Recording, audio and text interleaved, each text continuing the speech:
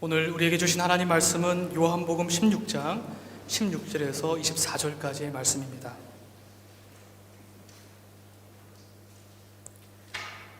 조금 있으면 너희는 나를 보지 못할 것이다.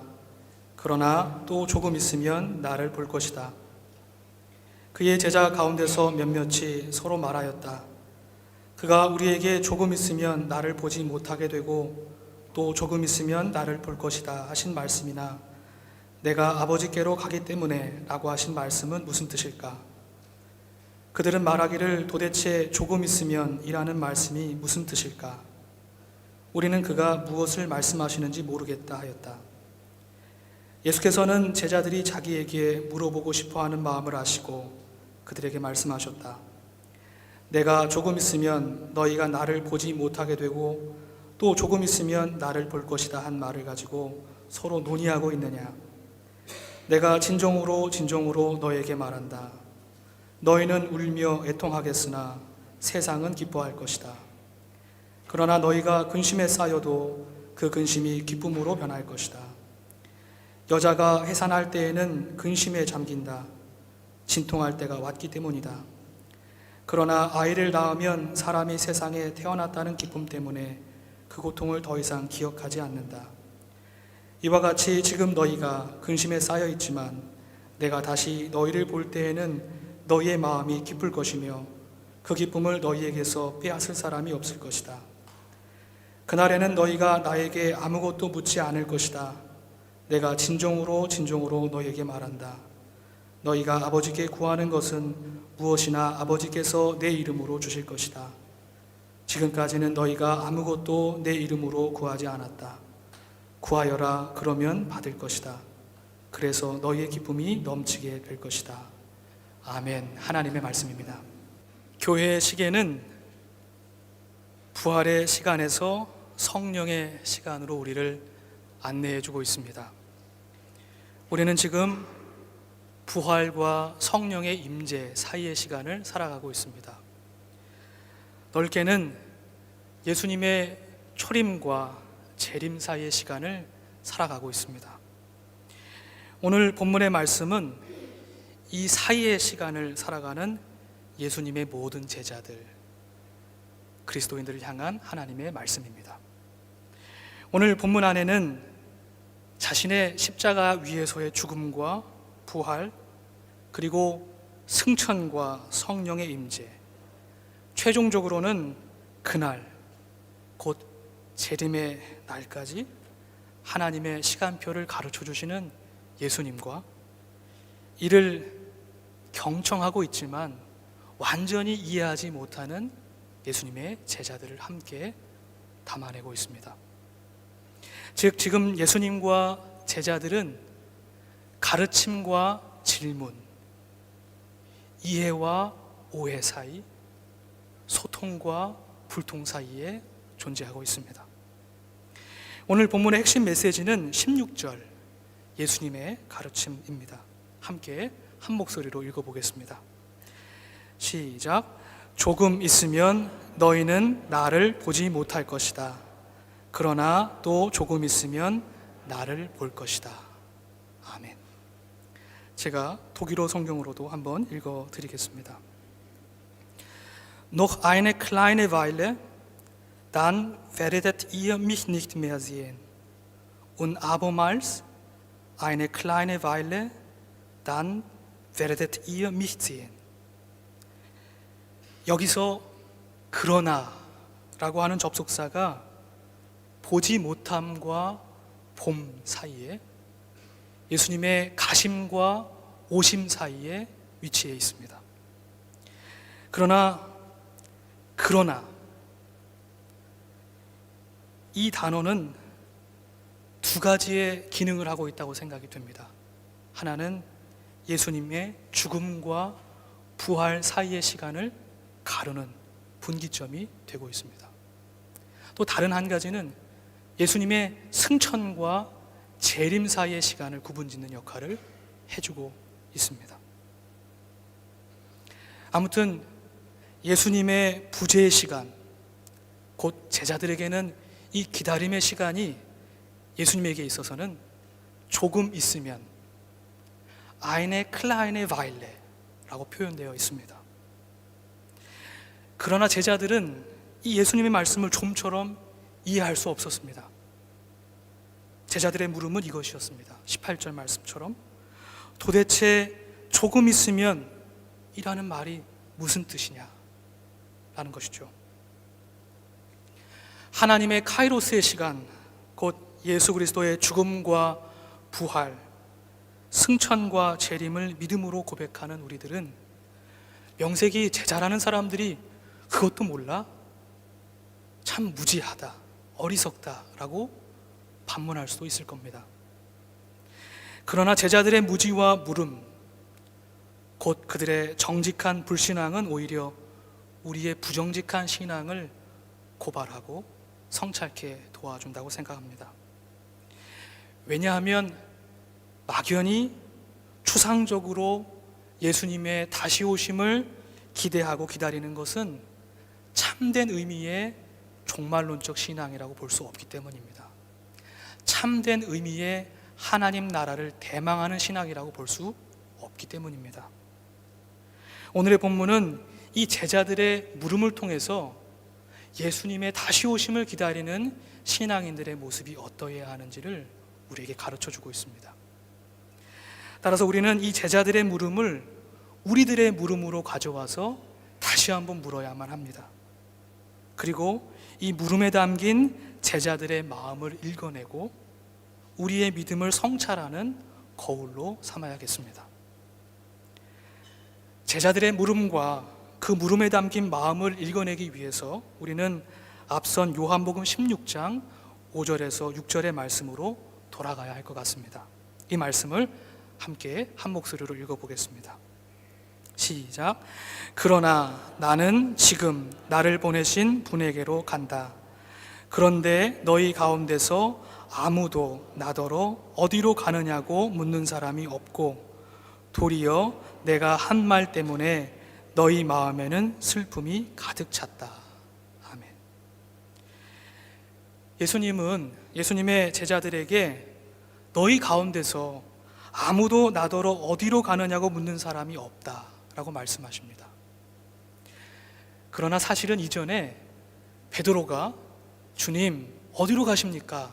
하고 물었던 적이 있었고 도마 역시 주님의 길을 가르쳐 주십시오라고 요청한 적도 있었습니다. 즉 실제로는 제자들이 예수님께 물었던 것이죠. 그렇다면 예수님은 왜 제자들이 묻지 않았다고 말씀하고 계시는 것일까요? 그것은 아마도 제자들의 물음이 예수님 보시기에 온전한 물음이 아니었기 때문이라는 생각이 듭니다. 즉 제자들은 예수님이 어디로 가시는지 보다 예수님이 함께 계시지 않는 그 부재의 시간 동안 자신들의 안위와 미래를 먼저 염려하고 있었던 것입니다. 즉 예수님께 제자들의 질문은 외면적으로는 주님 어디로 가십니까? 라는 질문이었지만 속에 담긴 진짜 질문은 주님 왜 가십니까? 왜 우리를 버리고 떠나십니까? 라는 것이었던 것입니다. 이 예수님은 이 제자들의 질문 속에 담긴 그들의 슬픔과 근심의 뿌리, 그 마음을 바라보고 계셨습니다. 우리가 재차 주목해 볼 것은 예수님께서 죽음과 부활 사이, 승천과 재림 이 사이의 시간을 조금 있으면 eine kleine Weile라고 표현하고 계시다는 점입니다. 그러나 문제는 제자들은 이 kleine Weile를 lange Weile로 받아들였습니다. 그것이 문제였습니다. 흔히 우리는 lange Weile라고 하는 단어를 어느 시점과 어느 시점 사이 의미 있고 특별한 일이 일어나지 않을 때 그 지루함과 권태로움을 표현하기 위해서 사용합니다. 랑바일리샤다고 말하죠. 그러나 더 깊이 그 의미를 들여다보면 이 랑에바일레 속에는 오랜 지속의 두려움이 담겨 있습니다. 더 나아가 이 단어 속에는 시간과 시간 사이 자신의 기대와 의도가 무의미와 절망으로 바뀌어지지 않을까 하는 그런 원초적인 두려움이 그 안에 담겨 있습니다. 다시 말해 제자들은 예수님의 죽음과 부활 사이, 그리고 그 재림의 시간의 지연을 통해서 다시 예수님을 보지 못할 것을 두려워하고 있는 것입니다. 더 나아가 그 시간 사이 예수님에 대한 자신들의 의도와 기대가 무의미와 절망으로 바뀌어지지는 않을까라고 하는 두려움을 마음 깊이 가지고 있었던 것입니다. 말씀을 묵상하면서 제가 우리 둘째 아들 준우만큼 어렸을 때 한 5살쯤 되었던 것 같습니다. 그 무렵 수원역에서 부모님을 잃어버리고 울며 불며 찾아다녔던 어린 시절의 기억이 스치고 지나갔습니다. 어머니께서는 저에게 광철아, 여기 잠깐만 기다려. 엄마가 차표 사가지고 올게. 움직이지 말고 기다리고 있어 하고 자리를 떠나셨습니다. 그저 그 자리에서 어머니의 말과 어머니의 존재를 신뢰하면서 그대로 서 있었으면 아무런 일도 일어나지 않았을 겁니다. 그러나 저는 불안한 마음에 많은 사람들 틈에서 어머니를 찾아 나셨습니다. 그 클라인의 바일레를 랑의 바일레로 받아들였던 것입니다. 당시 따뜻한 햇볕이 가득 들어있는 역사 안에서 눈물로 엄마 하고 울며 불며 엄마를 찾아다녔던 어린 시절의 기억이 사진처럼 선명하게 남아 있습니다. 제가 엄마를 찾아다녔던 그 시간, 어머니도 저를 찾고 계셨던 모양입니다. 어찌저찌 해서 저는 어머니를 다시 만났고 다시 어머니의 품에 안겨 안도와 기쁨을 느낄 수 있었습니다. 예수님의 부재로 인해서 울며 불며 애통해야 할 제자들의 마음을 혹 어머니를 잃어버린 아들의 마음과 같다고 표현하면 억지일까요? 그렇습니다. 예수님의 제자들이 예수님의 부재의 시간을 이해하지 못하고 수용하지 못했던 것은 예수님의 클라인의 바일레를 랑의 바일레로 받아들였기 때문이었습니다. 그래서 그들의 마음이 불안과 슬픔으로 가득했던 것입니다. 이러한 제자들에게 예수님께서는 다음과 같이 약속해 주시고 계십니다. 22절의 말씀입니다. 한 목소리로 함께 읽겠습니다. 이와 같이 지금 너희가 근심에 쌓여 있지만 내가 다시 너희를 볼 때에는 너희의 마음이 기쁠 것이며 그 기쁨을 너희에게서 빼앗을 사람이 없을 것이다. 아멘. 마치 어머니와 같이 제자들을 위로하시고 재차 다시 만날 것을 약속해 주시는 예수님의 따뜻한 마음이 느껴집니다. 예수님은 자신의 부재의 시간이 제자들에게 여자가 해산하는 고통과 같이 아프고 힘겨울 것이지만 혹독한 진통 후에야 새로운 생명, 곧 아이의 얼굴을 마주하는 것과 같이 말로 형용할 수 없는 기쁨이 제자들에게 선물처럼 주어질 것이라고 약속해주고 계십니다. 저는 이제 어른이 되어서 어머니를 떠나 독일에 살고 있지만 늘 어머니와 함께 살아가고 있는 것 같습니다. 이제 더 이상 클라인의 바일레를 랑의 바일레로 받아들이고 두려움과 근심에 사로잡혀 살아가고 있지 않습니다.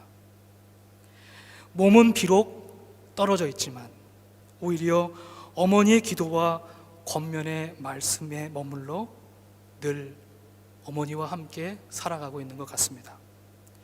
이것이 어린 아이에서 어른이 되어가는 과정이 아닐까 생각합니다. 어머니 없이 어머니 앞에서 어머니와 함께 살아가는 것이죠. 신앙의 성숙도 이와 같다는 생각이 듭니다. 예수님 없이, 예수님 앞에서, 예수님과 함께 그렇게 살아가는 것이 신앙의 성숙일 것입니다. 예수님은 제자들과 우리 모두에게 다음과 같이 말씀하시며 이러한 신앙의 성숙의 길로 우리를 초대해 주십니다. 요한복음 15장 9절의 말씀입니다. 함께 한 목소리로 읽겠습니다. 아버지께서 나를 사랑하신 것과 같이 나도 너희를 사랑하였다. 너희는 내 사랑 안에 머물러 있어라. 너희가 내 계명을 지키면 내 사랑 안에 머물러 있을 것이다. 그것은 마치 내가 내 아버지의 계명을 지켜서 그 사랑 안에 머물러 있는 것과 같다. 아멘. 내가 없더라도 내 사랑 안에, 하나님 말씀 안에 머물러 있어라. 나는 너희를 떠나지 않고 늘 함께 하겠다. 예수님께서 우리에게 약속해 주십니다. 그렇습니다. 예수님의 부재의 시간, 곧 조금의 시간은 근심과 불안, 두려움으로 채우거나 더욱이 불순종과 방종으로 채워야 하는 시간이 아니라 예수님의 사랑과 하나님의 말씀 안에 머물러 하루하루 기쁨과 감사로 채워야 할 시간인 줄로 믿습니다. 사랑하는 성도 여러분, 예수님께서 이 아침 우리 모두를 성숙한 신앙의 여정으로 초대해 주고 계십니다.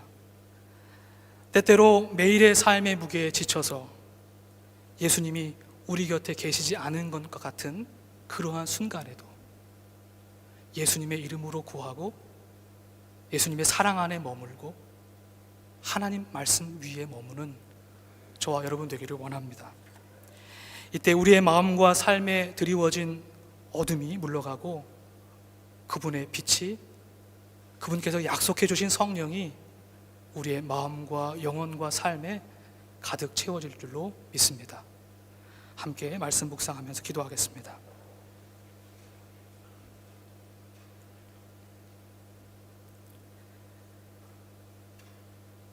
말씀이신 하나님, 오늘도 거룩한 하나님의 말씀 앞에 함께 섰습니다. 주님, 우리의 삶과 믿음의 여정이 예수님 없이, 예수님 앞에서, 예수님과 함께 살아가는 성숙한 믿음의 여정, 삶의 여정이 되기를 원합니다. 때때로 넘어집니다. 때때로 그 길에서 벗어납니다. 주저앉아 울 때도 있습니다.